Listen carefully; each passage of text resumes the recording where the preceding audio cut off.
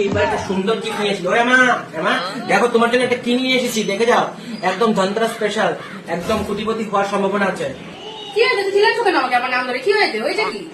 এমন জিনিস একটা এনেছি, পুরা মনে রাখবে এই বছর ধনতেরাসটা। একদম পাগলা হয়ে যাবে গিফটটা দেখলে। এমন গিফট এনেছি এবার আমি দেখলে বলবো। প্রতিবারই বলো কি এবার পারলাম না, নেক্সট ইয়ার তোমাকে গোল্ড কিনে দেবো। নেক্সট ইয়ার করে করে কত বছর চলে গেল জানি। এবার হয়তো ঝাড়ু এবার ঝাড়ু আনিনি, অন্য কিছু আনিনি, কিন্তু যেটা এনেছি সলিড। এটাতে চান্স আছে কি, গোল্ড জিতার চান্স আছে। সিলভার জুবলি অফার চলছে ওদের। হ্যাঁ, দোকানে আমি যখন গেলাম বিস্কুট নেওয়ার জন্য, আমি বলছি ওরা কি বিস্কুট নেবেন, 10 টাকা দিয়ে গোল্ড নিয়ে যান। তার জন্য এটা আমাকে ধরিয়ে দিল, আর বলছে এটা পাবোই পাবো। আর এই গোল্ড দিয়ে তোমার স্বপ্ন পূরণ করবো আমি। সত্যি বললাম, দেখো এটা নাও, এটা তোমার কাজের জিনিস নাও। এইবারে তুমি বলতে পারবে না ধনতেরাসে তোমাকে গোল্ড দেয়নি। কালকে তো ধনতেরাস, কালকে তোমার জন্য এই গোল্ড পাওয়ার পর একটা সোনার নেকলেস বানিয়ে নিয়ে আসবো। এই গোল্ডটা দিয়ে রিচ মেরিকে আমাদের তোমার স্বপ্নটা পূরণ হবে।